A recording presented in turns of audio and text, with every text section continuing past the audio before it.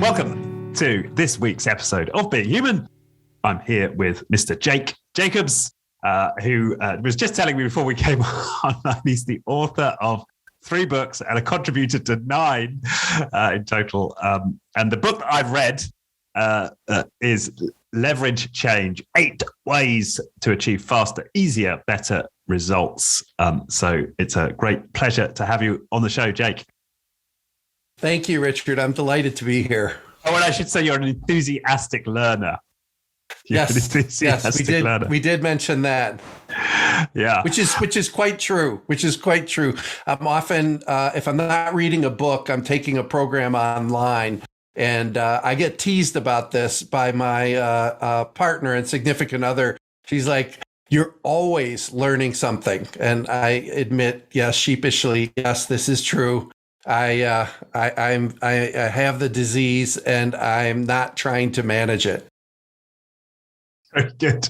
And we'll get into what you can teach us from this book. But maybe I should begin by asking, the change. What did you learn in writing this book, Leverage Change?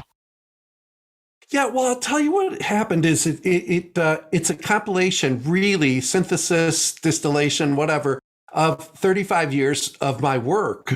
And what I learned in writing it, because there's 44 stories in it, and it reaffirmed the way I go about my business. Getting those stories and writing them up. I was on a book club, which was really cool the other night. There was a pop-up book club that they just have, and they invite people to it. And so there were about a dozen people. And they said to me, you know, have you ever failed? I didn't see any failure stories in the book. And I had a mentor who had a business partner, and she said, he said, you never failed, but you moved the target a lot. And so I read those stories and I thought, you're right. None of those are failures. And they are, in some cases, about moving the target. It's about what can you accomplish. Now, sometimes you can't accomplish what you set out to. And sometimes that's not even the right thing to accomplish.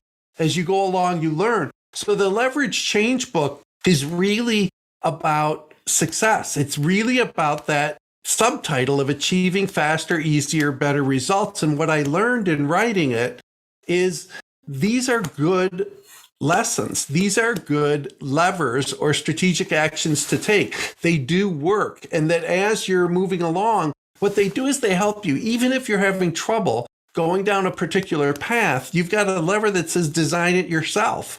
And that gives you the permission and really the responsibility to shift course, right? So the levers themselves help you be successful no matter what path you're going down. And I think I really reaffirmed what is it that I've been doing for 35 years and why, at the end of the day, why does it work, Richard, is really what I learned.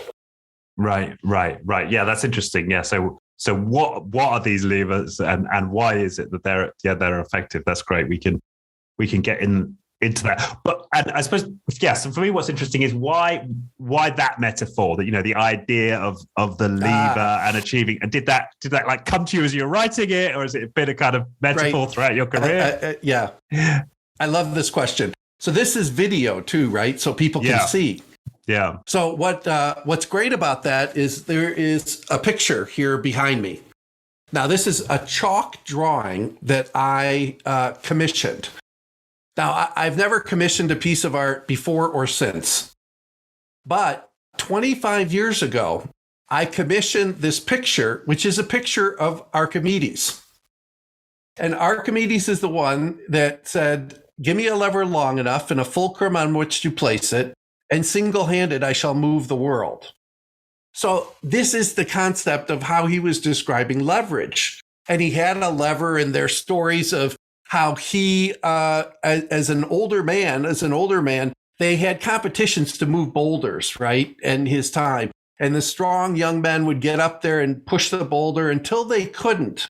And at that point, Archimedes would take a small stone and put it in front of the boulder and get a long rod, and he would move the boulder. As an older man, he waited until as the story goes, he waited until nobody else could move it. And then he went up there and very simply did. So I knew that leverage was important 25 years ago in my business and my work with clients, that how do you get more done with less? How can you have small strategic actions that you take with large impact? Sort of move the right piece and then dominoes can fall. And I've always been intrigued about how does this work in organizations? What are those few strategic actions that will make a big difference? So when I came around to writing this book, I came full circle back to Archimedes because it's something that I believe in deeply. And these 8 levers, in many cases, they're paradigm shifts. If you can change the way that you're thinking, you can apply this lever. And you know what? Thinking in the real world, it doesn't cost anything. I mean, it costs a new paradigm, but you're not spending money and you're not upping your head count. And so when people say do more with less in organizations, usually these are dirty words, right? Yeah. It means that there's headcount reduction and you're going to get more work and the pressure is going to go up. And see, in a leverage change world, doing more with less is a given. It's what happens when you use these levers. So they're not dirty words. They're accurate descriptions of the benefits that you're going to get. And things are going to get easier, faster, right? And better. And when you have that as the outcomes, there's no argument with that. Everybody wants to find out in the world of change how to do that. So that's what the book's really about. Right. And the guy who was the inspiration for it. Yeah, that helps. And particularly the way you framed it, because actually this comes back to your story. So Archimedes is thinking about the problem and through a different thought process, a paradigm which includes using a lever and not just his arms, by having that new paradigm and way to think about pushing the boulder with far less effort, he's got an even bigger outcome than the other guys. And I don't know, but that's a somewhat reductive way of looking at it, but it makes total sense now. Yeah. A third century Greek mathematician, 3rd century BC Greek mathematician was my inspiration for the book. Yeah, great. And okay, so this is about shifting how we think, shifting our paradigm. And I've dived into this. A lot of it. I loved. I guess of the 8 that you lay out here, like, what do you find? Which of the 8 do you find yourself using most often in your work?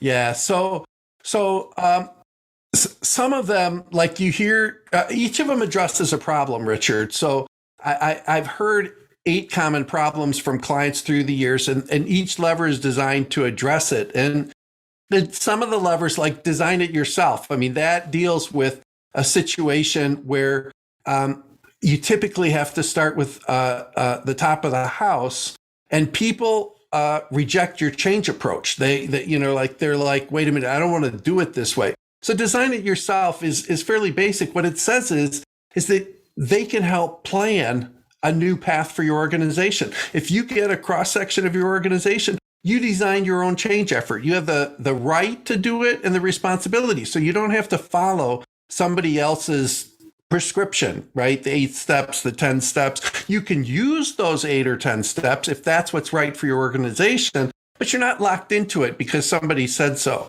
So in some sense, I think that it's not quite common sense. I call it uncommon wisdom that's in the book. But the lever that I think is the most unusual, which I find has the biggest impact for people, is the one that deals with the speed of change. And when you're not happy, when change is happening too slowly, the lever to apply is called think and act as if the future were now. Right? So let me explain to your listeners what this means, right? Our listeners, take some ownership for what we're doing here today. Think and act as if the future were now. Now, typically we think of the future as something that's going to occur at a later point in time. And that's logical, right? I mean, we have to wait for the future to unfold before us. And the problem with this is that if we set our project plans or we have Vision 2025, what that means is success looks like waiting 4 years, right, to be able to get our results. So what I do with clients is I say, look, there's a lever here that can radically accelerate the change process. So if you've got a 3-year effort mapped out, what I do is I come in and I say, let's do it in 18 months, right? Let's cut the time in half. And people look at me like, what are you talking about? We've thought about this. We've mapped it out. Now you're telling us we can get it done at half the time. The reason that I can say that confidently is this lever, because what this lever says is instead of waiting for the future to unfold before us, what we're going to do is reach out and grab parts of that future and bring it into our present, to think and act as if we were already living in that preferred future. And whatever level or element of that future that you have clear, that's what you can grab. You can tell me, well, we don't have it all figured out. Our vision isn't as clear as we want. And it's like, look, that's okay. Grab some piece of it. Bring it into your present. If you say that you want to have a more participative culture, then start being more participative today.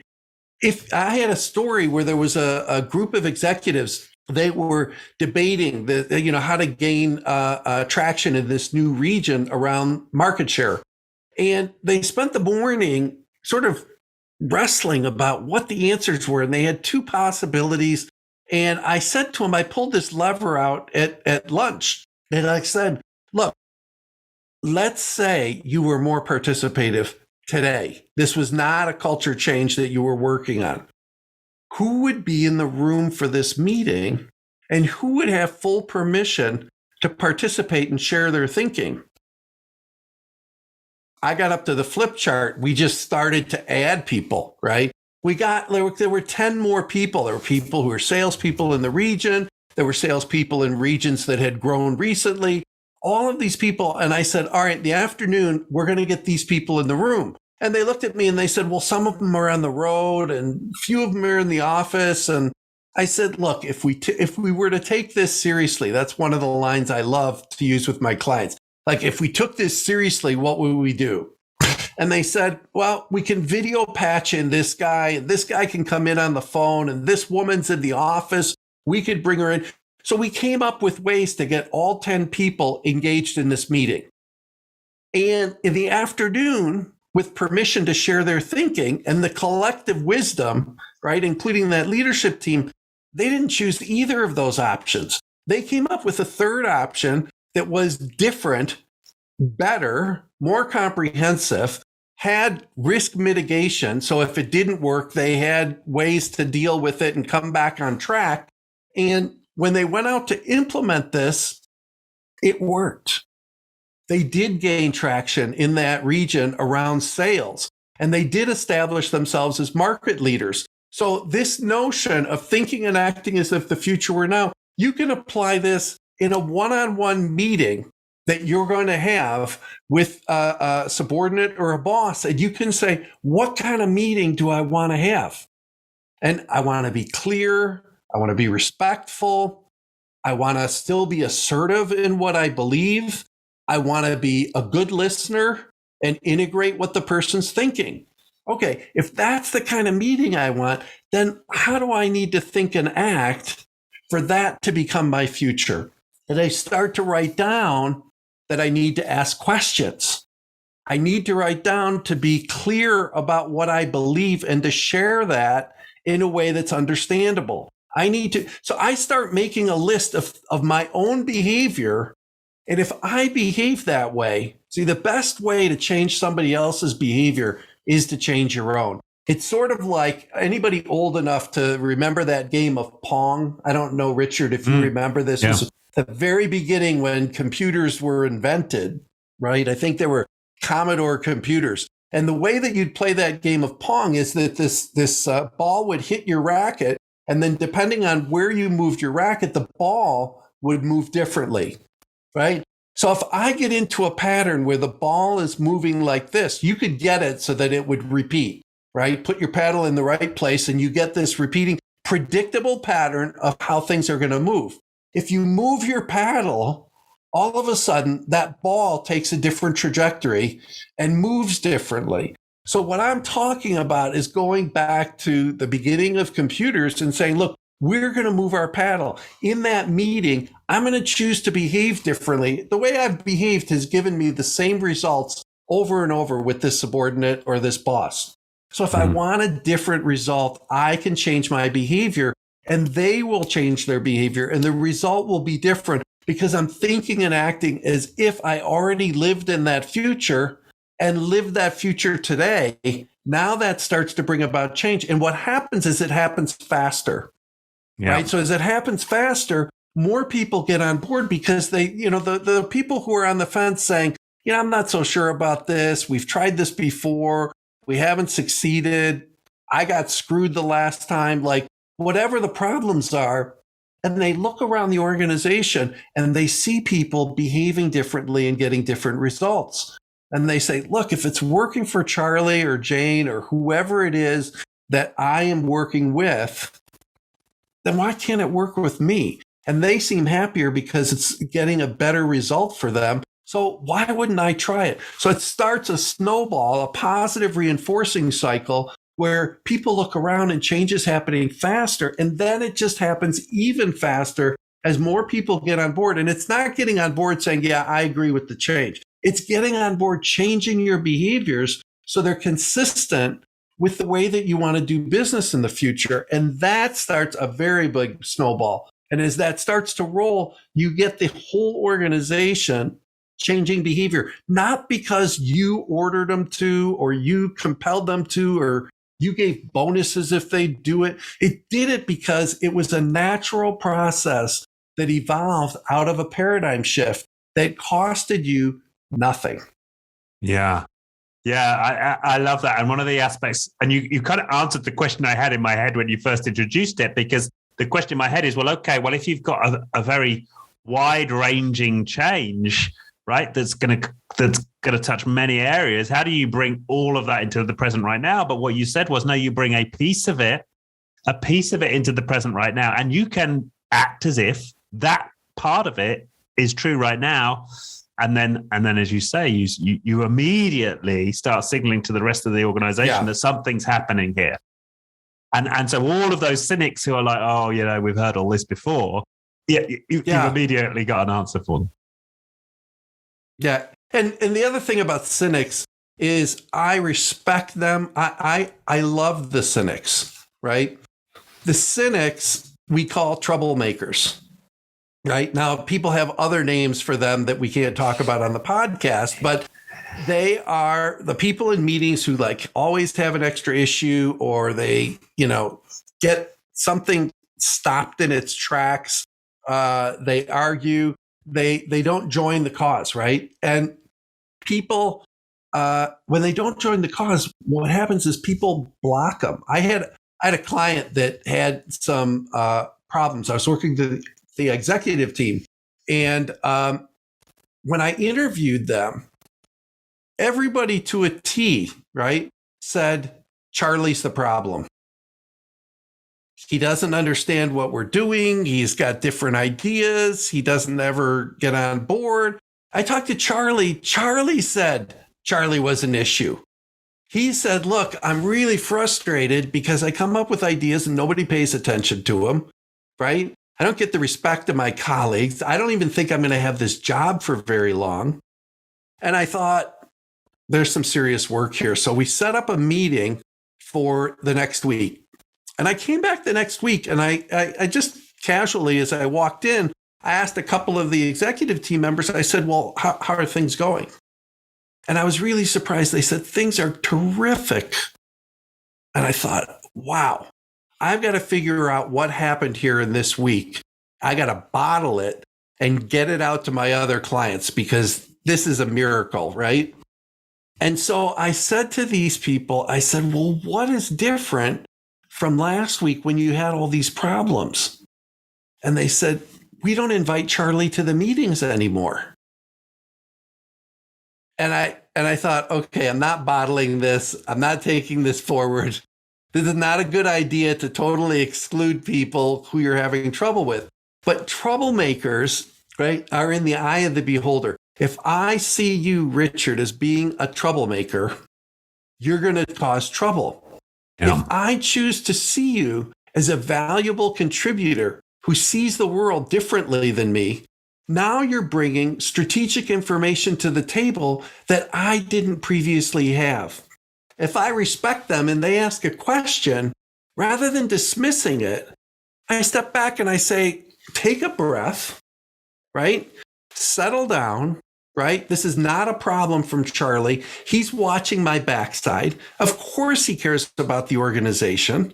He's not raising this because he's trying to create trouble. He's raising it because he sees things that the rest of us don't see. So if we start to respect Charlie, and I had a situation like this. There was a regional transit company. There was a woman in marketing. She was this close from losing her job. Her name was Mary. And I mean, really close. And we did something, a Myers-Briggs exercise. For your listeners who aren't familiar with Myers-Briggs, it's a temperament disorder, and it talks about your preferences. How do you like to gather data, and how do you like to get energy, things like this. Well, Mary was different on all of the dimensions than the rest of the team. We had people go to opposite sides of the room for which of these dimensions, which preference they had. And Mary was always in the group that had a few people in it. But when you put Mary's profile together, she was different than everybody. And once they got this insight, they had a board meeting coming up. And Mary was invited to sit in for the dry run of every one of the other executive team members' presentations, because they figured there are some Marys on the board. And of course they're right? So Mary was so busy that week. I remember sitting in that room with her, and she was like, well, I would say this, you're missing that.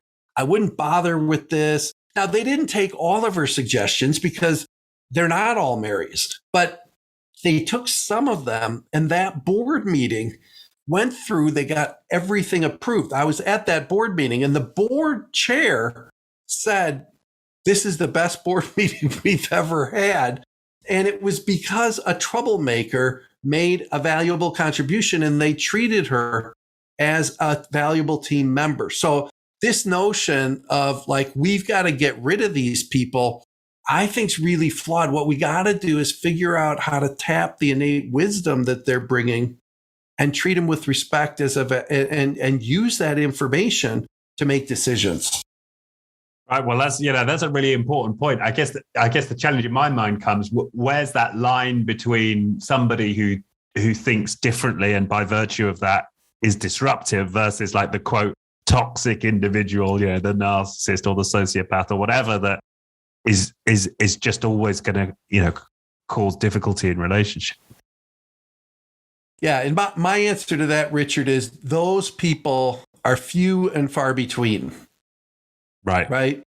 So it's like you may have one or two of those in an organization. There are more people in the camp of I've got a different way of seeing this. Now, of course, you can get to a point where you say the cost benefit on this is not worth it. We've tried listening to this person, and this person is just obstinate, and they don't care about the organization. They care about themselves. They're looking for their own next promotion. And, you eventually get to a point, and this is something that I think every organization and every leader needs to make a decision for themselves. What I'm doing is raising a flag and saying, not so fast, not so fast. Step in, learn from this person, treat him as a team member, and you'll find, I bet you find it 90 to 95% of the time, that's the case. It's been my experience in organizations. And those people who don't work out, I learned very early, I did work at Ford early in my career, and they had a saying, if the people don't change, then the people will change. Right? Which is a double entendre, meaning if people don't change their behavior, then the people will change who are there behaving. And eventually, you get to that point. But I think that you've got to give them more than a fair chance because you're not used to seeing the world their way. So it's going to sound a little off. I mean, in some cases, it may sound crazy. What Mary was suggesting in her role as a marketing director, was different than anything they'd ever done before. And people were like, that's not the way we do things. Well, what Mary was doing was something called creativity, right? Yeah. She had new ideas and people couldn't grok them. They just couldn't make sense of them. And, that's okay. And they came out, Mary, my brother happens to have papers, weekly papers that they distribute in the area, right, for free. And it's advertising based. And they have one in Ann Arbor, Michigan, which is where this occurred. And he saw Mary like 5 years after I finished working with her. And one of her commitments, each of the leadership team members had a commitment. And Mary's was very simple, right? It was easy, but it wasn't simple, right? So it was like hard to do. Well, her commitment, right, was to have a clean desk. Now, for some people, that's like no problem. But for other people, that is like, scaling a 50-foot tree or something. This was not me. Well, Mary stopped my brother and she said, I worked with your brother 5 years ago, and I want you to tell him what my desk looks like right now. Because I made a commitment around my behavior, and I've managed myself for 5 years. And people come up and I can find things right away. I don't have to shuffle through stuff. It's made me a more effective executive, and it's helped me with my team, right? So even that, when you talk about change, one of the things is speed that people should care about. The other is sustainability. What's the stick factor? I know I talk about Teflon change in the book. And what I'm saying is that, Teflon change says that it doesn't stick over time, that you find that you make progress in the first month or two, or even 6 months. And like a rubber band, things go back to the way they've been. And you're actually in worse shape because people are even more cynical when something like that happens than if you never tried at all. So the best way to combat that Teflon change is to use these levers. These levers are about sustainability and having sustained changes that 5 years later, and this is a small example, I can give you bigger examples, but 5 years later, Mary's behavior is still changed. And when you get to the personal patterns of how people behave, that in many cases is the hardest thing to be different.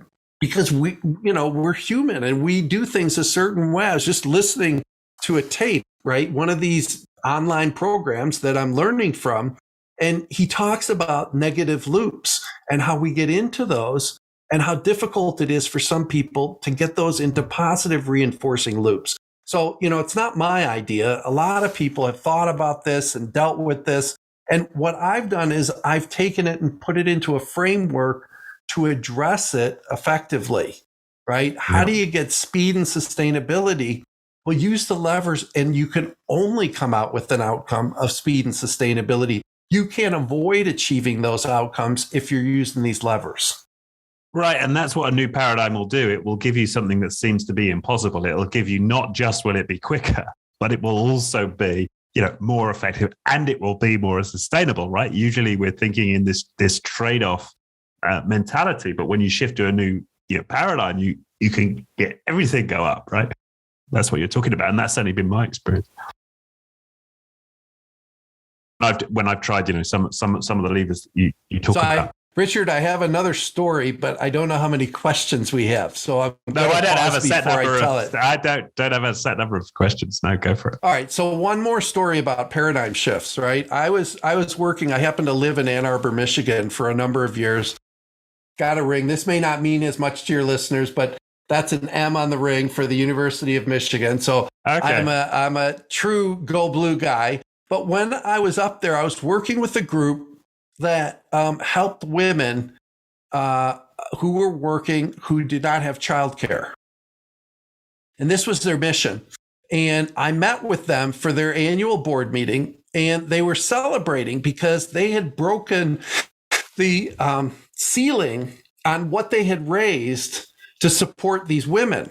And I think it was like $150,000 or something like that. And they were celebrating, and the board chair leaned forward and said something that half the group sunk in their chairs, and the other half leaned in with like energy and excitement, right? And what she said was, we just broke our record. But if we think about it, right, in our area, there are 2,000 kids, and we need to take care of them for 5 years till they get into school, right? 0 to 5, and then they're in school and then they got care programs in the school. So the women are covered, right? So $2,000, 5 years, 2,000 people, 5 years, and it costs $2,000 a year to provide care for these people. So if you do the math on 2,000 times 2,000 times 5, the number is like $10 million. And they raised 150. And she's like, we got to go after the real problem here. We're not even making a dent in it. So they had to change everything that they thought about. And they got to sit at what I would call bigger tables with bigger people with bigger money. So it opened up doors for them to be able to tap into an entirely different paradigm of people and organizations, because now they had a $10 million problem to solve. And when you have a $10 million problem to solve, you get to sit with other people than if you're trying to get a $25,000 contribution to get it to your 150. Yeah. They tripled the money that they raised the next year because they were thinking and acting as if the future were now, and they took on a massive goal. So your behavior has to change when you change your goal. If you say we're going to get something done in 18 months instead of 3 years, you can't make incremental changes. You can't work harder or work faster. You need to reconceptualize how you're going about the work entirely. So all the rules are off the table and creativity comes into play. And in this case for them, they had a whole new ballgame. It's like they were playing in the major leagues. In the United States, we have baseball, and there's major leagues, or the first tier in the football, right, in Europe. And they got relegated. They got advanced and promoted to the next league because they had changed their paradigm. Right. Yeah. No, that makes so much sense. What a great story, right? It's just that complete shift in now. This is the game we're playing. Now that's what's possible, and then and that takes situation. And that takes it. You've got to sit in that discomfort because suddenly you don't. Now I don't know how to do this. Like I had some sense of how I might get to say 200,000. I don't know how I get to 10. Like I don't know how I get to 10 minutes. So that takes something from the individual, doesn't it, to be able to sit in that uncertainty. And if you have a good team, you just need one person to get that paradigm shift, to be able to say, hold on. So why do we work in teams is that everybody brings something else to the table. But if you do this think and act as if the future were now, and you know how big the real problem is, then it's almost an easy thing to say, well, let's go after the bigger problem, the real problem, than trying to get 175 next year. They got 450. Now, that wasn't the solving the problem, but then the next year they also got to play in that major league, in that first tier, in the football leagues. And that changed their organization. They became a name to play ball with because they established themselves in that upper league. And, it became a different organization. And people changed also. People got off the board because they weren't the right people to do that. And they recruited people to join the board. So your team may not always be the right one to do this, right? And you have to test that. But these people, chose out themselves. They were like, no, I can't do this. This is too big. This is too different. I'm comfortable here. And that's fine. They did what they could for the organization. But when the organization shifted, you need to have the right players to play the game that you're in. Yeah, I can't remember his name, but it's was the fifth Beatle, right? When they did their American tour, right? He was just like, I can't do it. Can't leave my family. Right. I can't go tour America. Yeah. I love that. Yeah, exactly. That people self-select out. But I also I'm just thinking from my own experience when I took on leading a change initiative for a client, and this was in the realm of agile transformation, right? And one of the, I suppose, markers of working in an agile way is this teams tend to work with these Kanbans, right? These boards where they've got their tasks and they move their tasks along the board. And I can remember, basically holding the line in the way you're describing. And I just visualized in my head, okay, we've got every team, and this was, when we were all working in offices, right? Every team on this floor and the floor below, I've got Kanbans, right? And that was like, I had it in my head, and it's interesting now because as you describe it, I was doing that. I was, acting as if the future was now. I was holding that in my head. Yep. And like, you kind of have to deny your reality because I'm in this like heavy bureaucratic environment. Nobody even heard the word Kanban, let alone know what it is. And I'm like, no, that is going to happen. Right? That not only that, it is like, not just that exists now. Like you've got to do that imaginary trick, that power of imagination. And I was able to bring people, along with me. And in that case, it didn't require swapping anywhere out. Everybody did come with me. But yeah, I could see myself having used that technique you described. Yeah. And the thing about the levers is often people are using them, right, without the book. And, I celebrate that. I think that's great. These are, some of these people use on their own. And that's great. What the book is about, and I've got a companion program for the book. It's like a video-based course that you can take, and other programs that I've developed to support people in taking this further. But what you find is that some people are using some of the levers, but what I'm interested in is a very conscientious, proactive, strategic use of these levers. And, I did an interview that I included in the book. There's a woman named Jennifer Brown. She does a lot of DEI work. I don't work in that space. I mean, I value people who do, but I don't work in that space. So I interviewed Jennifer about her experience. And I said, look, here are the levers. What I'd like you to do is find one that you think you've been applying naturally in your work. And she had a story. This is fascinating, where she was in an organization and there was an employee resource group that was looking at DEI things, like a special group that was their job. And what they discovered was that executives, when they made presentations, started out holding a microphone in a large group meeting. And then at some point, often they'd set the microphone down to like write on a flip chart or something like that, or point something out on a slide, and they didn't go back and pick up the microphone. What they found, right, I think this is amazing, is that part of the people in the organization were like hard of hearing. Not all of them were wearing hearing aids, but they discovered that there was a group that couldn't hear what the executives were saying once they put that mic down. And this is discrimination, right? And they found this out because there's a lever called create a common database. And when you create a common database, it's about sharing all of the strategic information. If I have a secret, if I know something that you need to know, I'm keeping a secret from you. And that's not helpful. So I have the responsibility to step out and say, I think this would help Richard. Let me go tell him. Now, it may not help you, but maybe it does. And if it does, that common database has made a difference. If you know something that I should know, now you're keeping a secret. And that's not helpful. So you've got to come to me and say, look, this is something that we're working on. So a lot of projects go like this in organizations.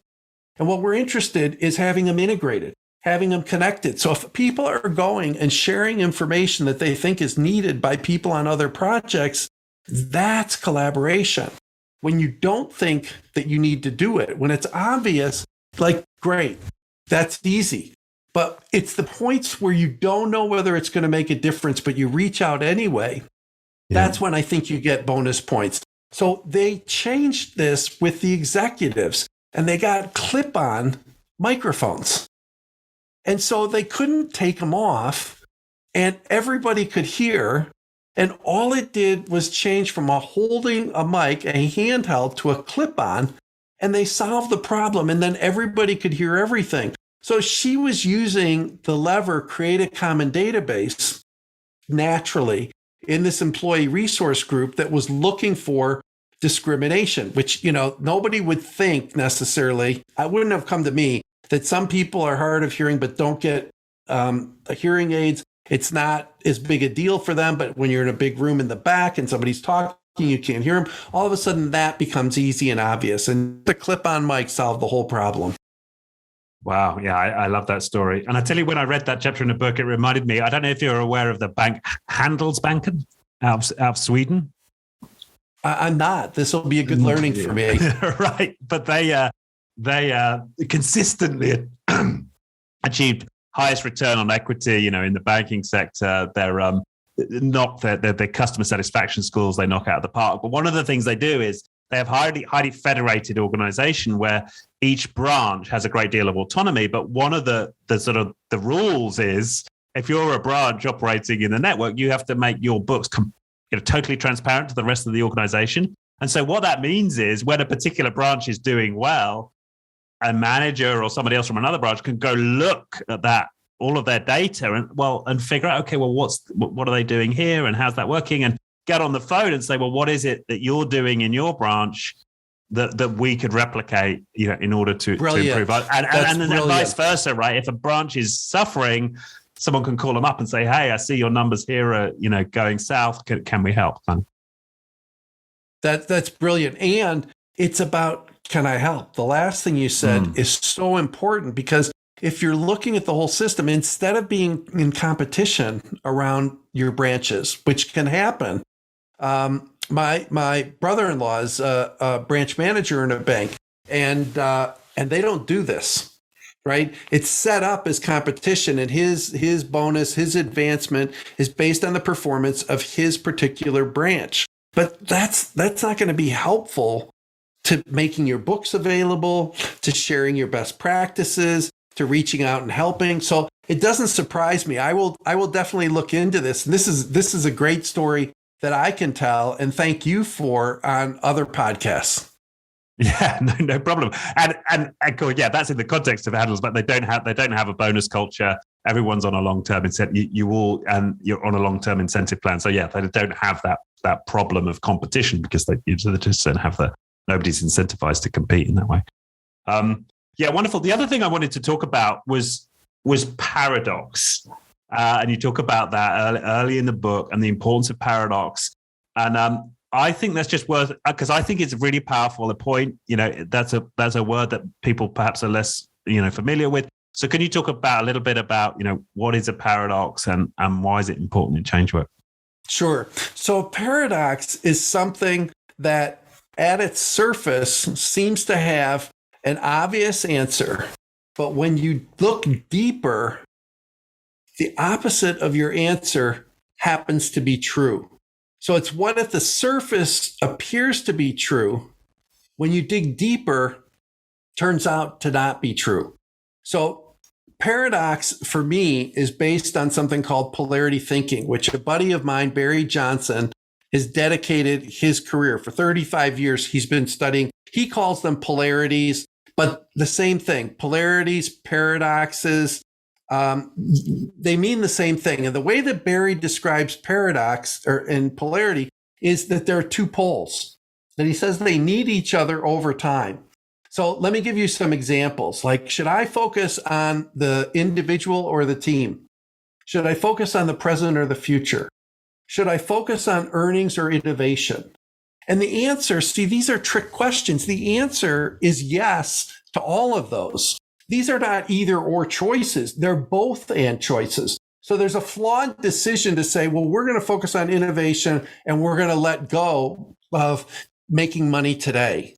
Because what happens is we get poor performance on the pole that we ignore, and then eventually we'll get poorer performance on the one that we're paying attention to. So you get into a vicious cycle. So when we translate this into the world of change, what we do is, and I'm a change agent, right? We talk about change. We focus on change. We try to achieve change, right? And what gets ignored is what's not going to change.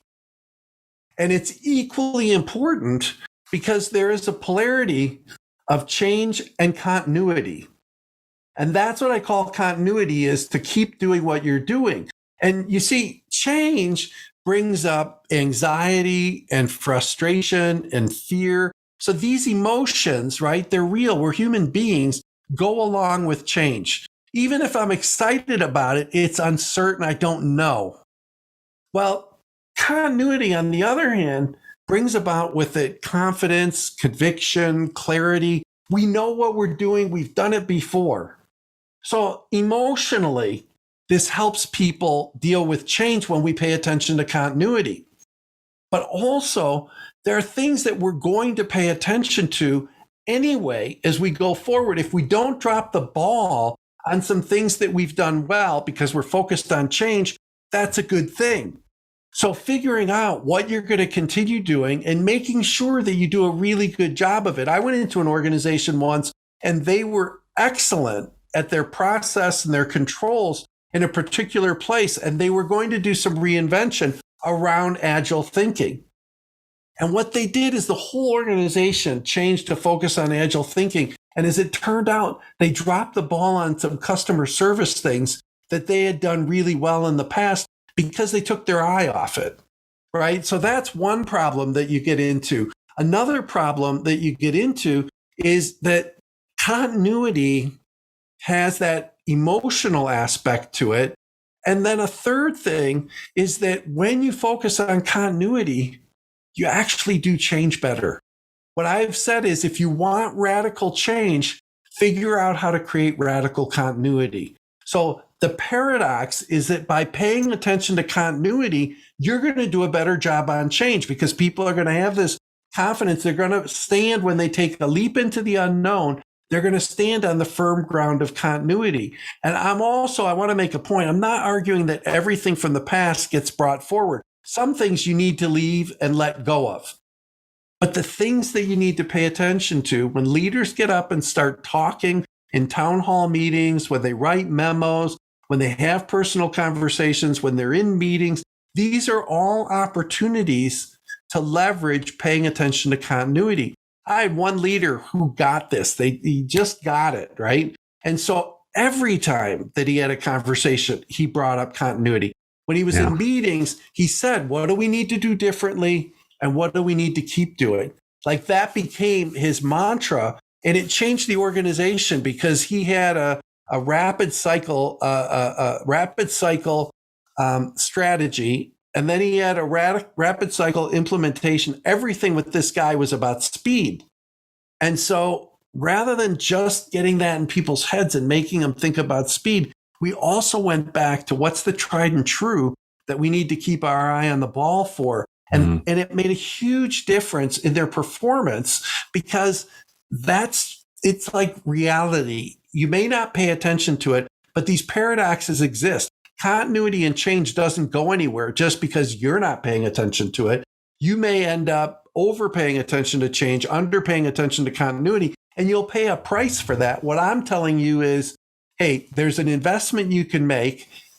Again, paradigm shift, right? It's what you talk about and focus on, but you could make a shift that can shift your ROI significantly on that change effort by paradoxically paying attention to continuity. Yeah, and I love that. And what I particularly loved, and I'm glad you brought it up in that story, is that importance of whenever you talk, because I'm the same, like I'm enthusiastic about change. I'm going to encourage people I'm working with to evangelize the particular changes that they're committed to. And that was a real learning from your book, was it? Well, hang on, maybe there's a lot of value in as well talking about continuity. Definitely as well, Richard. Yeah, no, I love that. The other thing I wanted to highlight is this quote, my favorite quote from the book, which I know isn't from you, you've taken it from yourself, somewhere else. But the best way to understand a system is to try and change it. And this is from your fifth lever: start with impact, follow the energy. And this was a kind of challenge to me, right? Because you say, and you're right, that almost every change book tells you that if you haven't got the buy-in from the top, then you kind of might as well give up, right? Because it's not, whatever you try and do is ultimately going to peter out unless you've got the backing from the top. And to be honest, to a large extent, that's been true of my own experience, right? There's a kind of a limitation to how far you can get when you don't have, the top level sponsorship. But you reject that idea in the book. So yeah, could you expand on that? Yeah. So I'm not against senior level support, right? So I'm going to start with that caveat. But what I have found is that you can start where the system is ready to do the work, right? So start where you can have impact. And sometimes you go in and you start where it's going to be hardest to make progress. That's going to be impact. Sometimes you go where there are what people call early wins and what I call strategic wins. Because getting an early win that doesn't matter to people doesn't count. So you figure out, where can we work that will make a difference for people, make a difference for the company, make a difference for the customer. Start work there. Now, here's an example of what that looks like in real life. I got a phone call from an organization. It was a telecommunications company, and they were shifting to providing cable and internet and telephone service all together. They were going to bundle it. And this was new, right? And they were going through deregulation. I got this phone call, and the woman said to me, "We have a 10,000 person organization. We just laid off 1,000 people. We're going to have a problem solving meeting around how to deal with this issue." And I said, "Okay, well, that's interesting. I'm not an expert in problem solving, but I know enough about it." And I said, "Well, how many people are coming to the meeting?" And she said, "Well, we've got 80 signed up." Now, I've worked in large groups before. And when I say large groups, I've had 1,000 people on the floor of the New Orleans Superdome for 3 days in a decision-making meeting, right? So I'm comfortable with large groups. I was one of the pioneers in working in that arena of change. And I said to her, "I'm not sure that's going to make a difference for you. 80 people, 10,000 organization, problem solving, laid off 1,000. When you do the math on that, it's like, this is probably not going to solve your problem." But I thought about start with impact, follow the energy. So I said yes. And I went there and I met with the leaders of this part of the organization. And the first thing they said was, "We understand you're disappointed there aren't enough people." And because they had my reputation of this large group stuff. And I said, "Well, I'll tell you this." I said, "I don't think that this is really going to make the difference that you need." And so I left, I did the planning with them, and I got back and for the event, and there were 300 people that had been invited. Now, this is better. This is probably still not going to solve their problem, but we're gonna take our sledgehammer and make a bigger dent in the door, because now we got 300 people from all parts of the organization. So we went through this day of problem solving with problem statements and Pareto charts and the 7 tools of quality. And we went through all this work. And at the end, the CEO came into the meeting. And we have a video that we made of the meeting. And there's a picture of him, right? Not with sound on, music playing, and him going. And he was saying, "Wow." And what he was saying was he could not conceive that 300 people could work interactively and come up with productive solutions. So they went ahead and implemented things. And in the areas in which they did the work, by and large, they made improvements. But what was interesting was the CEO took this on in a different way. And he called a meeting of his executive team, which I was invited to. And he said, "Look, I think we can tackle this a different way." What this led to was first a 500 person meeting to define their mission, vision, and values. And then they said, look, that's not enough. The design team for this said, that's not enough. We've got to go further. So they had a second meeting of 800 people to look at how do we make the mission, vision, and values real day to day in our organization. And what started as an 80-person problem-solving meeting evolved into a 2-year change effort that was written up in Business Week and Fortune as a story about how much they changed. And their purpose was to bring strategy and behavior in sync, right? So that was what they wanted to do. And were an old sleepy organization in a regulated business. So they had like a war room where at 5 a.m., the executives would meet every day. And if there was a competitor's move the day before, they would decide what they were going to do in response to it every day for the first 6 months. Now, this is radically different behavior for this organization. And one of the guys there's in the book too, a story about a guy named Joe who stands in the doorway while we're doing our planning and is not on board, right? And he at lunch comes and sits down next to me and he says, I'm going to participate in the second half of the meeting. We literally said, Joe, come in. He had 1 foot in and 1 foot outside the change process. I mean, it's like the metaphor took on real meaning.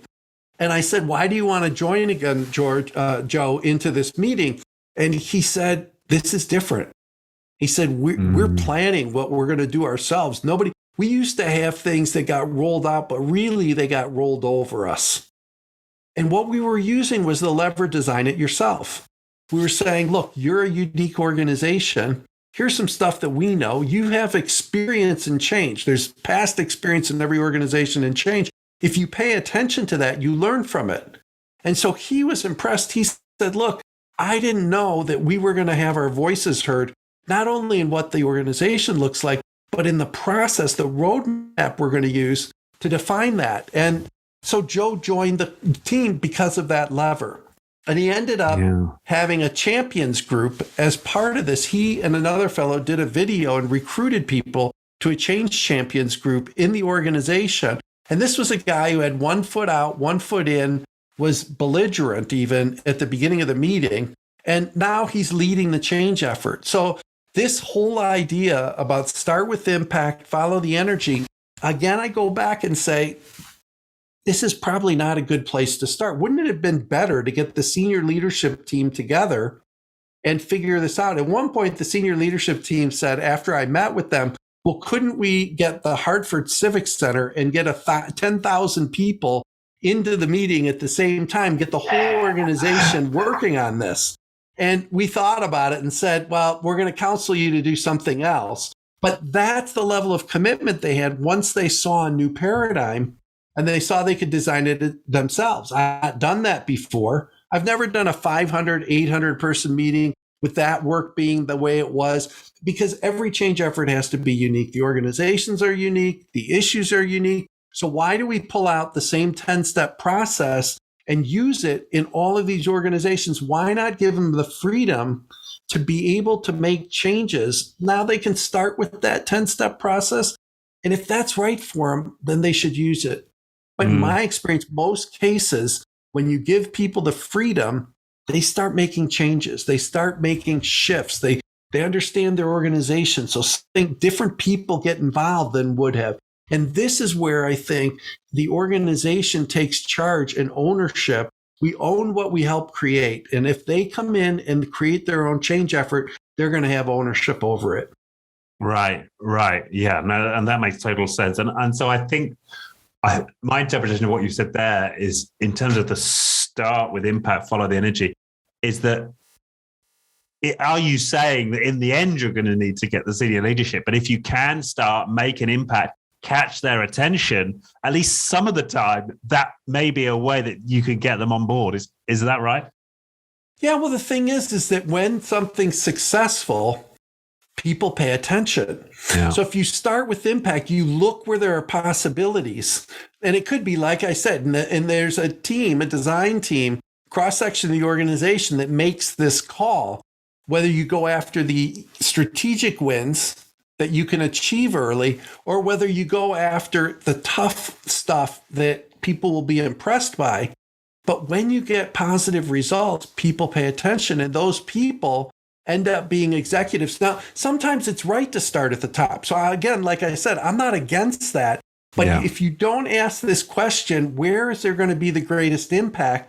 I think you're making a mistake. I think that you need to look at the impact and then follow the energy. You may have a roadmap for your change effort, but certain people are pulling you in a different direction. I worked with the New York City Health and Hospitals Corporation, 50,000 people, and they were changing their point of care, who was involved in that, and how they were going to become a patient-centered organization.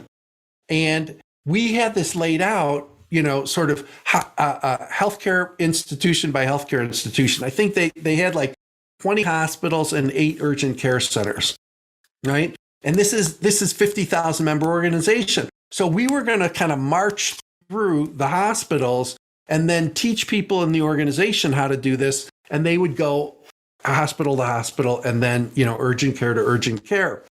And we got to the meeting and we said to them, look, who wants to go first? Everybody raised their hand.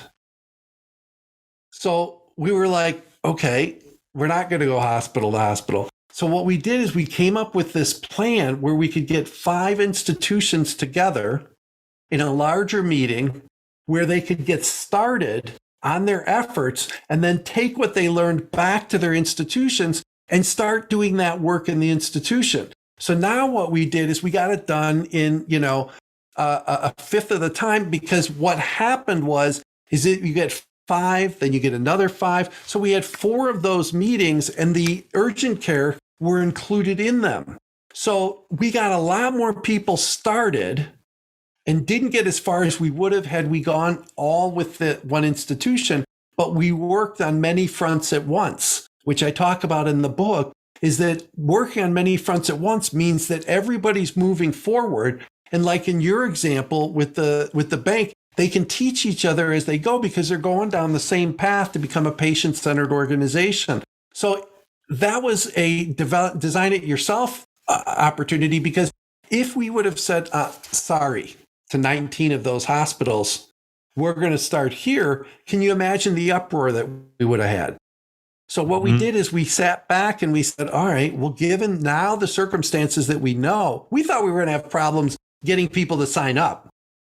How are we going to corral these people to get on board and do it?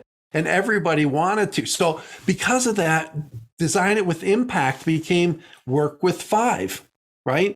And the energy was in the whole system. So bring another 5 in and have the first 5 do their lessons learned and teach those to the next 5. So this is all about finding out how to be successful. Where is faster, easier, better results? And we're going to get that by applying the levers one way or another.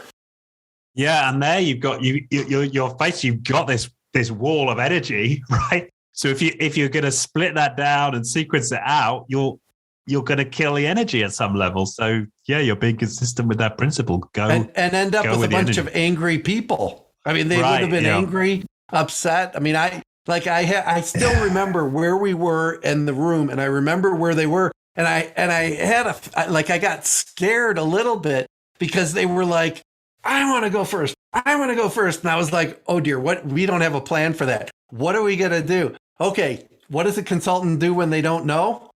Call timeout.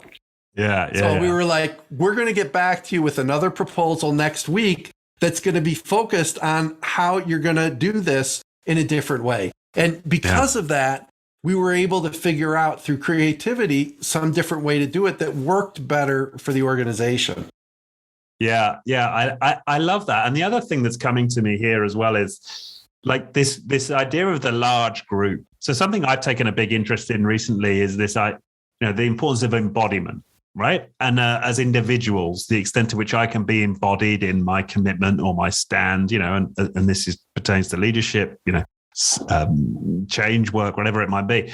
But I'm just wondering, and the link I'm making in my head here is, if you've got a large organization that wants to set a new commitment, a set of commitments for itself, if it's trying to articulate that with just like 12 people or something at the top of the organization, you could argue metaphorically that they're not being embodied in that commitment because they've not brought in individuals from across the organization. So if you want to make an enterprise-wide change and you're only consulting, a handful of people about it, you're not right. You're not really dealing with the whole entity, the whole body there.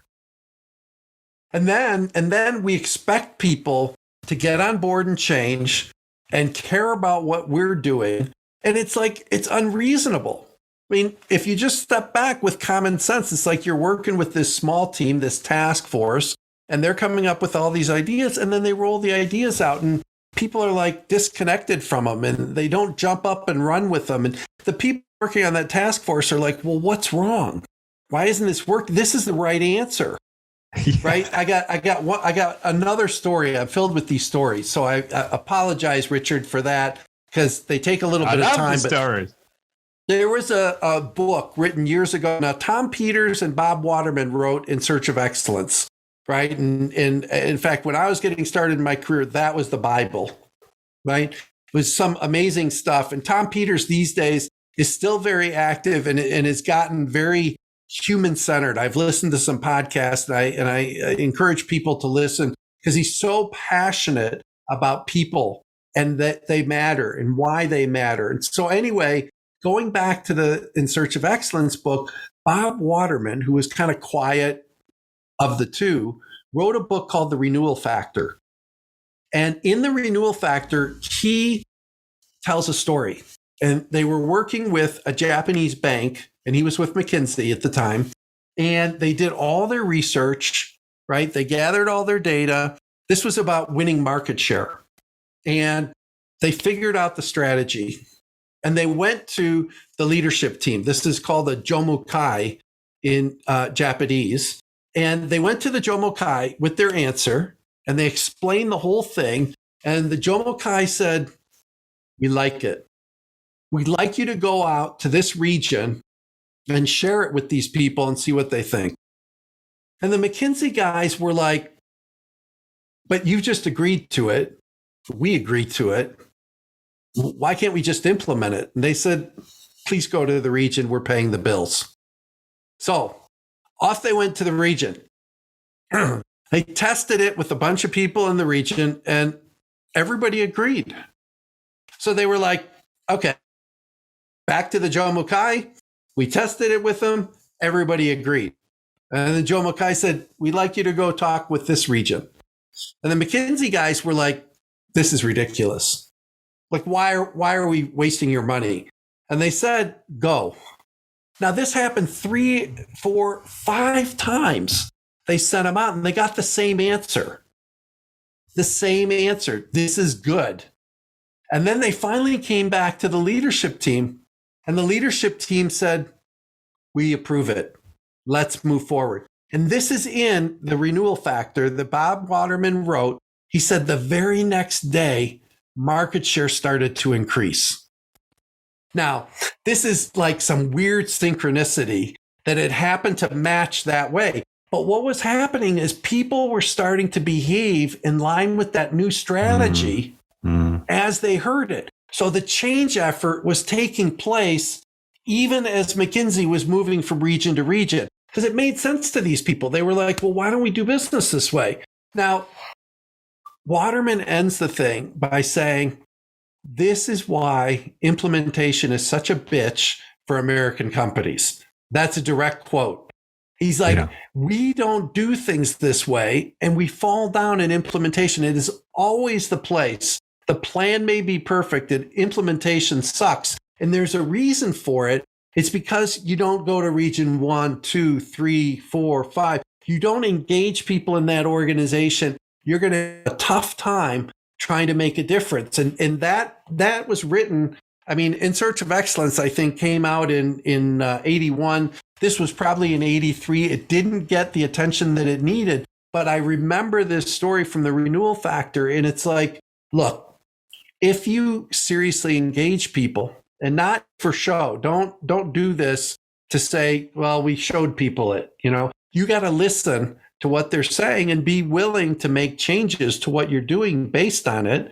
You can't fall in love with your solution. You have to fall in love with the process of engaging people and coming up with the best solution. And odds are you probably didn't get it all right. So you got to prepare yourself and be willing to make changes. But if you are, and you go out and you're sincere and genuine, you will earn the discretionary effort.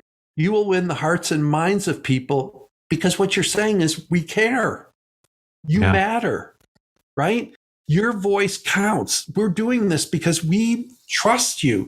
All of those messages are great messages to get. If you tell me those, I'm going to run through a brick wall for you because I'm committed. That's how you gain commitment. It's not through, prizes or slogans or decrees that you make to people. We don't respond to that, but we respond to being invited into a process that matters so that we can make a difference. And one of the levers is called give opportunities to people to make a meaningful difference. And if we find more and more people in the effort that can make a meaningful difference, that's a good thing. I'll tell you, it's very funny, Richard, in this book club that I joined the other night, this woman said, what do we do if more and more people want to get involved in what we're doing and it becomes unmanageable? And I smiled and I said to her, look, the best case scenario you've got is everybody in the organization wants to get involved. Now you've got the best problem in the world because you've got literally everybody in the organization wanting to help you. I said, now it's time for a little creativity, but what a problem to have. I said, so if more and more people want to get involved, put your arms around them. Find ways for them to work in smaller groups. Find ways, ask them how they could best get involved. We often don't even trust the people to come up with the answer. And it's like, if you're stuck, ask for help. And the people who want to get involved, they'll come up with creative ways that they can make a difference. This guy, Joe, that I told you, this change champion thing that he did, it didn't exist before he came up with the idea. But then people started to join that, and they got badges that they could put on their wall and things that they then were accountable for. When people had questions about the change effort, they were responsible for getting answers. They didn't have all the answers, but they got answers and they gave them back to people. So Joe created a way for many people to get engaged. And this woman at the book club was worried about having too much participation. And I was like, boy, this is an easy one to answer, right? Yeah. Sometimes you get questions and you're stumped. And I was like, boy, you've got the problem you want. Celebrate it. Yeah. And I think that's because we have this tendency, don't we, to want to create a plan in our minds, and then when we're faced with a challenge to that plan, often our first instinct is, well, how can I keep the plan on track? And what's great about what you're offering here is actually maybe there's another way to look at the problem and not ask yourself, is this going to disrupt the plan? It's how do I go with this energy? How do I follow the energy? Exactly. And, for example, right? But yeah. And the first time it'll take a little courage, right? The first time it'll take a little courage because you haven't done it before. And that's okay, right? But if you trust the process, and if you trust the system, if you trust the organization, people want to do well. People want to succeed. People want to win. And so they're going to give you their best thinking. And if you have to take a detour on that path, you do have to let go of some control. You do have to, as a person, right? Because we are people, you're going to have to change some of your belief system and go with the flow. And the flow will take you. Trust me, the flow will take you. I've told leaders, I said, look, you guys better be ready because this organization is going to change, and it's going to change fast. And you may get trampled if you're not moving. So it's really important that you lead this effort, which means getting out in front and being 2 or 3 steps ahead of the organization, because otherwise you're now going to have another problem to deal with. And some of them are we've tried to change this organization for years and nothing's happened. So, we don't believe you. And those are the ones It's like running with the bulls. Is it Pamplona that they run with I've done that. I did that. My You've 20s. Done it. Oh my goodness. Yeah. Well, and I made it. And the big with, thing with running the bulls is you have to get through the doors, into the arena, and not get trampled. And I made it through the doors. So that's my Pamplona story. This is exactly what it feels like for leaders when they're changing. If they don't get on board, they're going to be running like you did in front of those bulls. And, God love them that everybody makes it. But it's like, why take that chance? Why not prepare yourself for a best case scenario? It may not be terrific, but I can promise you, if you follow the levers, it's going to be good. Yeah. Okay. I feel like I've been in a masterclass. This has been absolutely awesome, Jake. I've really appreciated it. And we've just touched on, of course, some of the levers here. That there's more in the book. For people. Go buy the book. You mentioned there's some courses and packages you offer as well. Where would people find those? Yeah. So there's a few things I'll mention. One of them is a free ebook on my site. So if you go to jakejacobsconsulting.com, there's an ebook that's called 27 Ways to Achieve Faster, Easier, Better Results Immediately. And what's in that ebook is, for each of the levers, there are 3 or 4 action items that you can do immediately. All right. So let me give you an example of one of them. One of them is, if you have somebody resisting your change effort, go to that person and ask them what their issue is. And then together, see if you can do something to resolve that issue. So it's like, put the ebook down and go take action.